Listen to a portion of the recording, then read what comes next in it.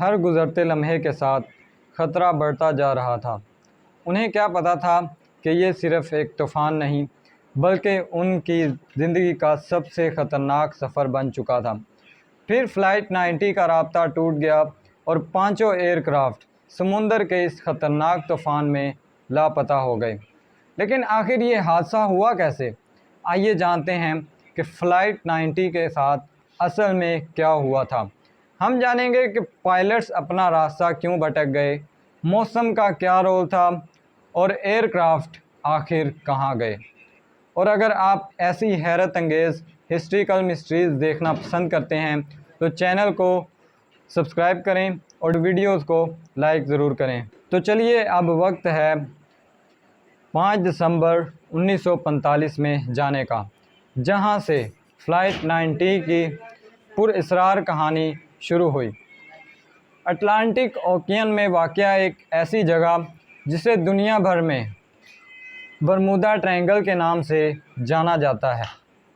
اس کی مشہور حدود میامی، برمودا اور پورٹو ریکو کے درمیان ایک ٹرائنگل بناتی ہے۔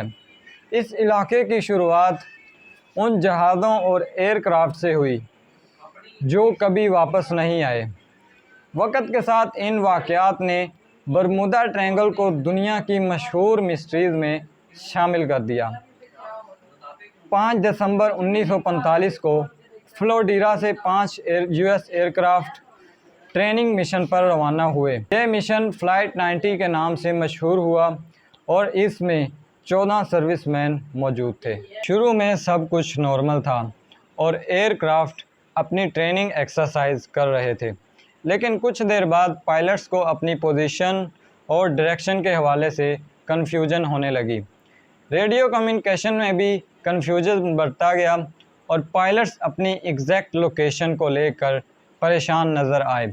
بدلتے موسم کے درمیان پائلٹس اپنے روٹ سے ہٹ گئے۔ اگر ایئر کرافٹ غلط ڈائریکشن میں جا رہے تھے تو فیول کا مسئلہ بھی سیریس ہو سکتا تھا۔ پھر فلائٹ 90 کے پانچوں ایئر کرافٹ اور ان پر سوار 14 سروس مین لاپتہ ہو گئے۔ انہیں ڈھونڈنے کے لیے ایک بڑا سرچ آپریشن شروع کیا گیا۔ سرچ مشن کے لیے PBM مرینر فلائنگ بوٹ بھی روانہ کی گئی، جس میں 13 کرو ممبرز سوار تھے۔ لیکن سب سے حیرت انگیز بات یہ تھی کہ یہ ریسکیو ایئر کرافٹ بھی واپس نہیں آئی، یعنی ایک ہی واقعے میں کل 27 لوگ لاپتہ ہو گئے۔ اس سے بھی پہلے 1918 میں USS سائکلوپس نام کا ایک بہت بڑا US نیوی کارگو شپ لاپتہ ہوا تھا۔ اس شپ پر 300 سے زیادہ لوگ سوار تھے، لیکن شپ کبھی اپنی منزل تک نہیں پہنچی۔ نہ کوئی واضح سگنل ملا اور نہ ہی شپ۔ 1948 میں برٹش ساؤتھ امریکن کا passenger aircraft Star Tiger بھی برمودا ریجین لاپتہ ہو گیا۔ اس کے لیے سرچ آپریشن ہوا، لیکن ایئر کرافٹ اور اس کے پیسنجر کا پتہ نہیں چلا۔ پھر 1949 میں اسٹار ایریل نام کا ایک برٹش پیسنجر ایئر کرافٹ بھی غائب ہو گیا۔ ریڈیو کمیونیکیشن کے بعد ایئر کرافٹ سے رابطہ ٹوٹ گیا اور اس کا فائنل فیٹ بھی کنفرم نہ ہوا۔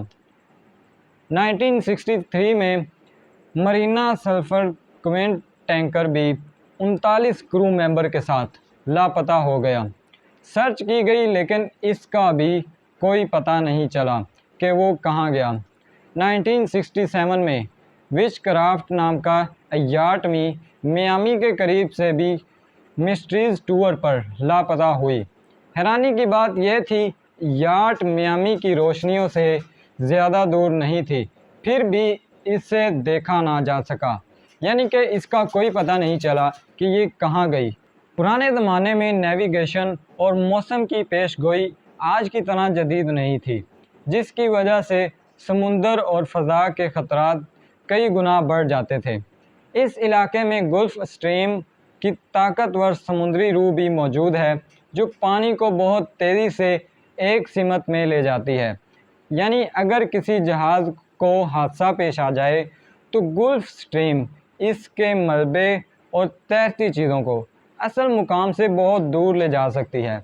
اسی وجہ سے تلاش کرنے والوں کے لیے حادثے کی اصل جگہ معلوم کرنا، یعنی کہ حادثے کی اصل جگہ تلاش کرنا سمندر میں بہت مشکل ہو جاتا ہے۔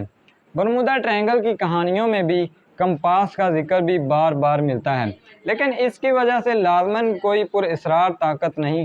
اس وسیع علاقے میں گہرے سمندر کے ساتھ کم گہرے پانی، چٹانیں اور ریف بھی موجود ہیں جو جہازوں کے لیے خطرناک ثابت ہو سکتے ہیں۔ کچھ لوگ ان پراسرار واقعات کو UFOز اور خلائی مخلوق سے بھی جوڑتے ہیں، لیکن اس دعوے کا کوئی قابل اعتماد سائنسی ثبوت موجود نہیں۔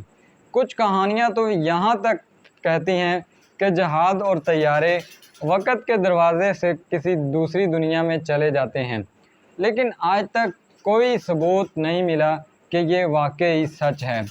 حقیقت تو یہ ہے کہ سمندر میں ڈوبنے کے بعد جہاز کا ملبہ ٹوٹ کر مختلف حصوں میں بکھر سکتا ہے اور طاقتور لہریں اسے بہت دور لے جا سکتی ہیں۔ اس لیے کسی جہاز یا طیارے کا ملبہ نہ ملنا خود بخود کسی مخلوق الفطرت طاقت کا ثبوت نہیں بن جاتا۔ پرانے اخبارات، رسائل اور کتابوں نے ان واقعات کو ایک دوسرے سے جوڑ کر برمودا ٹرائنگل کی پراسرار کہانی کو پوری دنیا میں مشہور کر دیا۔ ایک اور اہم بات یہ ہے کہ برمودا کا علاقہ سمندر اور فضائی سفر کے لیے بہت زیادہ استعمال ہوتا ہے، جہاں روزانہ بے شمار جہاز اور طیارے گزرتے ہیں۔ اب تک ایسا قابل اعتماد ثبوت نہیں ملا کہ یہاں حادثات یا گمشدگیوں کی شرح دوسرے بڑے اور معروف سمندری علاقوں سے غیر معمولی طور پر زیادہ ہے۔ اس کے باوجود کچھ پرانے حادثات کے آخری لمحات آج تک مکمل طور پر دوبارہ تشکیل نہیں دیے جا سکے، اور یہی بات اس راز کو زندہ رکھتی ہے۔ فلائٹ 19، USS سائکلوپس، اسٹار ٹائگر اور دوسرے بڑے واقعات نے برمودا ٹرائنگل کو تاریخ کی سب سے مشہور سمندری پراسرار کہانیوں میں شمار کر دیا ہے۔ تو کیا برمودا ٹرائنگل واقعی کوئی پراسرار جگہ ہے، یا پھر یہ حادثات، نامکمل شواہد اور انسانی کہانیوں سے بننے والی ایک عظیم داستان ہے؟